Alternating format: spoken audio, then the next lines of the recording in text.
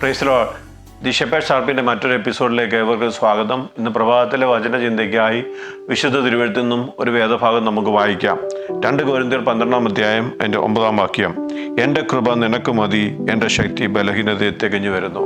നമുക്കറിയാം, അപ്പോസ്തലനായ പൗലോസ് തൻ്റെ ജീവിതത്തിലുണ്ടായിരുന്ന ഒരു ശൂലമെന്നേ പറഞ്ഞിട്ടുള്ളൂ, രോഗമോ എന്തോ ആകാം, അത് മാറുന്നതിന് വേണ്ടി 3 പ്രാവശ്യം ദൈവസന്നിധി പ്രാർത്ഥിക്കുന്നു. എന്നാൽ ദൈവം തന്നോട് പറയുന്നു, അതവിടെ ഇരുന്നോട്ടെ, എന്നാൽ എൻ്റെ കൃപ നിനക്ക് മതി, അത് എൻ്റെ ശക്തി നിൻ്റെ ബലഹീനതയിൽ തികഞ്ഞു വരുന്നു എന്ന് കാണുവാൻ സാധിക്കും. അവിടെ പൗലോസ് ഈ 12-ാം അധ്യായം ആരംഭം തൊട്ട് വായിക്കുമ്പോൾ തൻ്റെ ജീവിതത്തെ പറ്റി അവിടെ സൂചിപ്പിക്കുന്നുണ്ട്. താൻ 3-ാം സ്വർഗത്തോളം, ഈ ലേഖനം എഴുതുന്നതിന് 14 വർഷങ്ങൾക്ക് മുമ്പ് തൻ്റെ ജീവിതത്തിലെ 3-ാം സ്വർഗത്തോളം പർദീസയോളം എടുക്കപ്പെടുന്ന ഒരു അനുഭവം ഉണ്ടായി. ആ അനുഭവം ഉണ്ടായ വ്യക്തി, അത്രയും ദർശനങ്ങളും വെളിപ്പാടുകളും ഒക്കെയുള്ള വ്യക്തി, സ്വർഗത്തോളം എടുക്കപ്പെടുന്ന അനുഭവത്തിലൂടെ, ആത്മീയ അനുഭവങ്ങളിലൂടെ കടന്നുപോയ വ്യക്തി, ആ വ്യക്തിയുടെ ജീവിതത്തിൽ ഒരു പ്രയാസത്തിൻ്റെ പ്രത്യേക സാഹചര്യത്തിൽ ദൈവത്തോട് പ്രാർത്ഥിക്കുകയാണ്, കർത്താവ് ഇതൊന്ന് മാറ്റിത്തരണമേ എന്ന്. 1 അല്ല 2 അല്ല 3 പ്രാവശ്യം പ്രാർത്ഥിക്കുന്നു. എന്നാൽ ദൈവം പറയുന്നു, ആ അസ്വസ്ഥത മാറുന്നതിനേക്കാൾ, ആ ശൂലം മാറുന്നതിനേക്കാൾ, ആ പ്രയാസം മാറുന്നതിനേക്കാൾ എൻ്റെ കൃപ നിനക്കുണ്ടെങ്കിൽ നിനക്ക് ആ പ്രയാസത്തെ, പ്രതിസന്ധിയെ തരണം ചെയ്യുവാൻ ഇടയായിത്തീരും. അവിടെ വേറൊരു ഭാവം കാണുന്നത്, അവിടെ വെളിപ്പാടുകളുടെ ആധിക്യ നിമിത്തം താൻ നിഗളിച്ചു പോകാതിരിക്കേണ്ടതിന് ഈ ശൂലം തന്നിരിക്കുന്നു. അതുകൊണ്ടാണ് അതവിടെ ഇരുന്നോട്ടെന്ന് പറഞ്ഞത്. പ്രിയ ദൈവമക്കളെ, ശ്രദ്ധിക്കുക, വെളിപ്പാടുള്ള ആധിക്യമുള്ളൊരു മനുഷ്യനാണ് അല്ലേ. ഇഷ്ടംപോലെ വെളിപ്പാടുകളും ദർശനങ്ങളും ഒക്കെ കണ്ടാണ്. താന് യേശു കർത്താവിൻ്റെ അന്ത്യ അത്താഴത്തിൽ താനില്ലായിരുന്നു.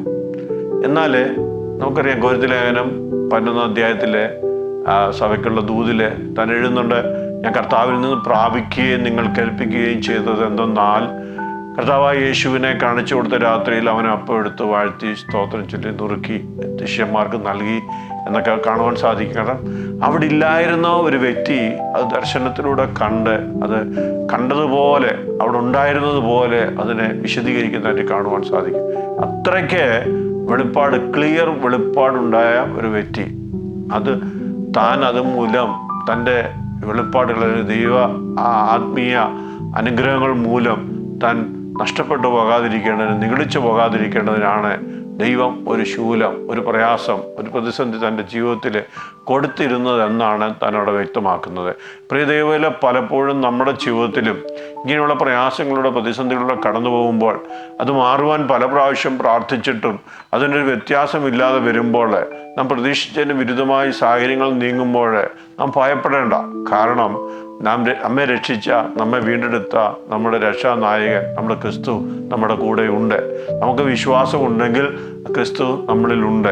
ക്രിസ്തു നമ്മളിലുണ്ടെങ്കിൽ നമ്മുടെ ജീവിതത്തിലെ എല്ലാ പ്രതിസന്ധികളെയും തരണം ചെയ്യുവാനുള്ള കൃപ ദൈവം തരും. ആ ദൈവകൃപയ്ക്കായി ഇന്ന് പകരം നമുക്ക് പ്രാർത്ഥിക്കാം. നമ്മുടെ പ്രയാസം മാറിയില്ലേലും, പ്രതിസന്ധി മാറിയില്ലേലും അതിനെ അതിജീവിപ്പാനുള്ള ദൈവകൃപയ്ക്കായി പ്രാർത്ഥിക്കുക. ദൈവം നമ്മോട് കൂടെ ഉണ്ടെങ്കിൽ, ദൈവകൃപ നമ്മോട് കൂടെ ഉണ്ടെങ്കിൽ ഏത് പ്രതിസന്ധി നമ്മുടെ മുമ്പിൽ വന്നാലും അതിനെ അതിജീവിപ്പാനുള്ള ഒരു കൃപ ദൈവം നമുക്ക് തരും. ഇന്ന് പകരം നമുക്കതിനായി ആഗ്രഹിക്കാം, അതിനായി നമ്മളെ സമർപ്പിക്കാം, അതിനായി നമുക്ക് പ്രാർത്ഥിക്കാം. പരിശുദ്ധ പിതാവേ, നന്ദിയോടെ അങ്ങേ സ്തുതിക്കുന്നു, സ്തോത്രം ചെയ്യുന്നു.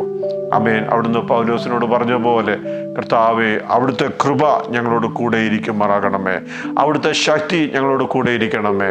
ഞങ്ങളുടെ ബലഹീനതയിലെ, ഞങ്ങളുടെ പ്രയാസങ്ങളെ അതിജീവിപ്പാനുള്ള ദൈവകൃപയ്ക്കായി ഞങ്ങൾ പ്രാർത്ഥിക്കുന്നു. പ്രാർത്ഥന കേൾക്കുന്ന കൃപയ്ക്കായി സ്തോത്രം. അങ്ങയുടെ ജനത്തെ അങ്ങയുടെ നാമത്തിൽ അനുഗ്രഹിച്ച് പ്രാർത്ഥിക്കുന്നു. മഹത്വം കർത്താവ് എടുത്താട്ട്, യേശു കർത്താവിൻ്റെ ധന്യമുള്ള നാമത്തിൽ തന്നെ. ആമേൻ.